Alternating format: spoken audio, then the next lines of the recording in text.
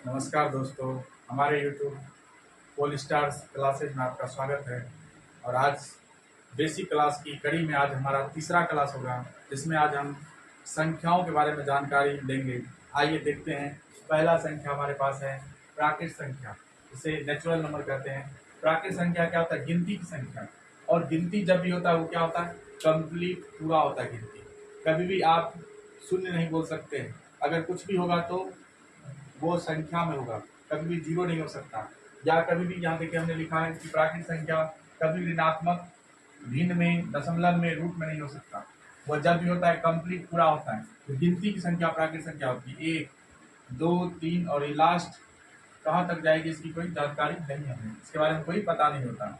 तो कहने का मतलब कि गिनती जो होता है वो क्या होता है? कंप्लीट होता है, पूरा। और वो क्या होता है? हमेशा धनात्मक संख्या होती है, ना वो ऋणात्मक होती है। देख लीजिए यहाँ पर ऋणात्मक होती है, ना ही भिन्न होती है, ना ही दशमलव, ना ही रूट में हो सकती है। देख सकते हैं -5 कोई प्राकृत संख्या नहीं है, 1/2 कोई प्राकृत संख्या नहीं, 0.2 कोई प्राकृत संख्या नहीं है, √3 प्राकृत संख्या नहीं है। तो आप यहाँ पर सबसे छोटी प्राकृत संख्या क्या बोल सकते हैं? 1। और सबसे बड़ी प्राकृत संख्या ज्ञात नहीं कर सकते। अब कौन सबसे बड़ी संख्या हुआ इसके बारे में कोई जानकारी नहीं है, तो ज्ञात नहीं कर सकते, ज्ञात नहीं कर सकते, फाइंड आउट नहीं कर सकते। तो इसे हम एन सूचित करते हैं, इसे एन से सूचित करते हैं, एन से सूचित करते हैं।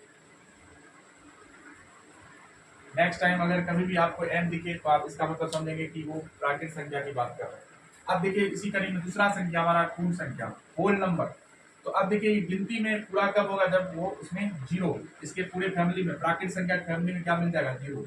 0, 1, 2, 3। आप बोल सकते हैं कि जीरो से स्टार्ट होने वाली संख्या पूर्ण संख्या होती है। देखिए पूर्ण संख्या भी क्या होता है? ऋणात्मक नहीं हो सकता, भिन्न में नहीं हो सकता, रूट में नहीं हो सकता, दशमलव में नहीं हो सकता। देख सकते हैं √2 कोई पूर्ण संख्या नहीं है, 1/3 कोई पूर्ण संख्या नहीं, 2.5 पूर्ण संख्या नहीं है, -4 कोई पूर्ण संख्या नहीं है। सबसे छोटी पूर्ण संख्या आप बोल सकते हैं 0 है। सबसे बड़ी पूर्ण संख्या ज्ञात नहीं कर सकते, उसी तरह से ज्ञात नहीं कर सकते। इसे W से स्वीप किया जाता है, कैपिटल W से स्वीप करते हैं। अब देखिए तीसरी संख्या हमारे पास है पूर्णांक, इंटीजर्स। इसे हम I या Z स्वीप करते हैं, स्वीप करते हैं। अब देखिए ये आपका जो पूर्णांक होता है ये 3 प्रकार का होता है। एक होता है आपका 0, फिर एक होता है I प्लस या Z प्लस। करने का मतलब सारे धनात्मक संख्या, +1, +2, +3, प्लस इंफिनिटी। उसी तरह से I माइनस या Z माइनस। कहने का मतलब जितना भी ऋणात्मक संख्या है सभी, -1, -2, -3 और डॉट डॉट माइनस इंफिनिटी तक। तो पूर्णांक संख्या इसका सबसेट होता है, सेट होता है, किसका होता है? तो 0 का। और सारे धनात्मक संख्या, सारे प्लस वाली संख्या और सारे माइनस वाली संख्या। तो 0 के बारे में आप कह सकते हैं, क्वेश्चन पूछा जाता है 0 क्या है? 0 एक पूर्णांक संख्या है, एक पूर्णांक संख्या है, पूर्णांक संख्या है। लेकिन यह ना तो धनात्मक पूर्णांक है, धनात्मक पूर्णांक है, और ना ही ऋणात्मक पूर्णांक, ना ही ऋणात्मक पूर्णांक। तो आप पूर्णांक संख्या के बारे में बोल सकते हैं सारे धनात्मक संख्या, सारे ऋणात्मक संख्या और 0। तो 0 एक पूर्णांक संख्या है, लेकिन यह ना तो धनात्मक पूर्णांक है, ना ही ऋणात्मक पूर्णांक। मतलब 0 के आगे ना तो प्लस लगता है और ना ही माइनस लगता है, लेकिन फिर भी 0 आपका क्या है? पूर्णांक संख्या है। अब आगे की संख्या की बातचीत करेंगे हम इसी कड़ी में।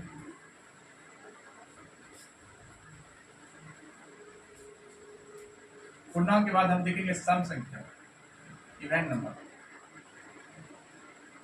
इवेन नंबर और विषम संख्या, ऑड नंबर।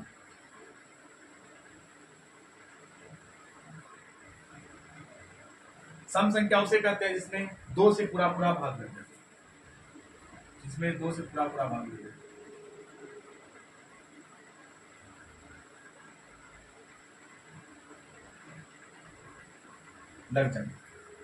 और विषम संख्या किसे बोलते हैं? जिसमें 2 से भाग नहीं लगे, 2 से भाग नहीं लगेगी। अब देखेंगे सम संख्या जो होता है आपका, जीरो भी क्या है, एक सम संख्या है, कभी आपको कंफ्यूजन ना हो।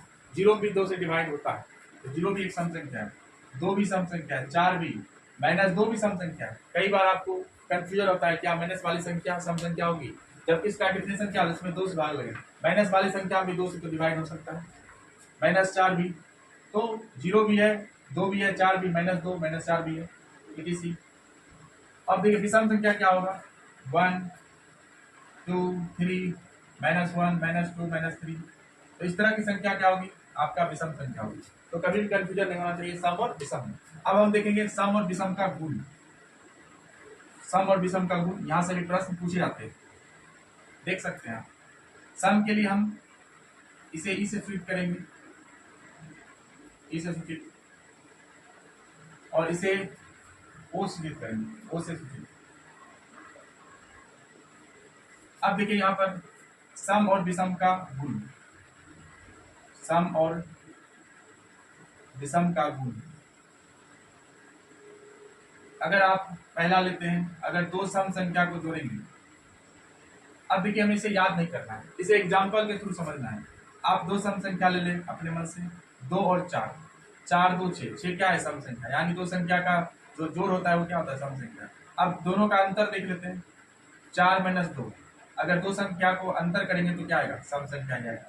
अगर मल्टीप्लाई करेंगे तो क्या होगा, 4 × 2 बराबर क्या होगा, मल्टीप्लाई। और डिवीजन भी देख सकते हैं कि अगर 2 सम संख्या का डिवीजन होगा तो क्या आएगा, सम ही आएगा। जैसे कि 4/2 बराबर 2, तो देख सकते हैं आप इस तरह से। दूसरा हम ले रहे हैं कॉन्सेप्ट, ऑड प्लस ऑड। अगर विषम को विषम के साथ जोड़ा जाए तो क्या होगा, 1 भी ऑड है, 3 भी ऑड है, तो क्या आ रहा है आपका, इवन नंबर आ रहा है, इवन नंबर 4। उसी तरह से देखेंगे ऑड माइनस ऑड, 3 - 1 बराबर क्या होगा, 2, तो माइनस करने पर भी क्या आएगा, ऑड आएगा। अब देखिए तीसरा कॉन्सेप्ट यहाँ पर, अगर आप ऑड इंटू ऑड करेंगे, जैसे 3 × 5 15, तो क्या है ये आपका ऑड नंबर है। अगर आप डिवीजन करेंगे, डिवीजन अगर करेंगे 15/3, तो क्या आएगा, 5, 5 क्या आपका विषम संख्या है, डिवीजन करने से क्या आएगा, विषम संख्या। अब अगला कॉन्सेप्ट देखिए यहाँ पर कि अगर एक सम संख्या ले एक विषम संख्या, तो क्या आएगा, सम संख्या 4 है, विषम संख्या 1 है, 5, क्या आएगा, विषम। उसी तरह से देख सकते हैं कि अंतर 4 - 1 बराबर 3, क्या है, अगर माइनस भी करेंगे, सम संख्या और विषम संख्या का अंतर भी करेंगे तो क्या आएगा, आपका ऑड नंबर आएगा। मल्टीप्लाई करके देख लेते हैं, 4 और 3 12, देखिए मल्टीप्लाई भी करेंगे तो क्या आएगा, विषम संख्या आएगा। डिवीजन देख लेते हैं, डिवीजन आपका देख सकते हैं क्या आने वाला है, तो 0 क्या है, सम संख्या है, तो सम संख्या को अगर आप विषम संख्या 3 से डिवाइड करेंगे तो क्या होगा, 0 होगा। और अगर आप 4 है, 4 आपका क्या है, सम संख्या, अगर इसको डिवाइड करेंगे 1 से, क्या आएगा, 4 आएगा, तो क्या आ जाता है, इवन नंबर आता है। तो ये था आपका सम और विषम का गुण। आपको इसमें याद नहीं रखना है, सिर्फ क्या करना है, एग्जाम्पल के थ्रू इसे समझने की कोशिश करेंगे। तो मिलते हैं किसी नेक्स्ट वीडियो में, तब तक के लिए आप इसे दोबारा वीडियो को देखें, चैनल को सब्सक्राइब करें, ज़्यादा से ज़्यादा लोगों के बीच शेयर करें और कमेंट करें। मिलते हैं नेक्स्ट वीडियो में। जय हिंद, जय भारत।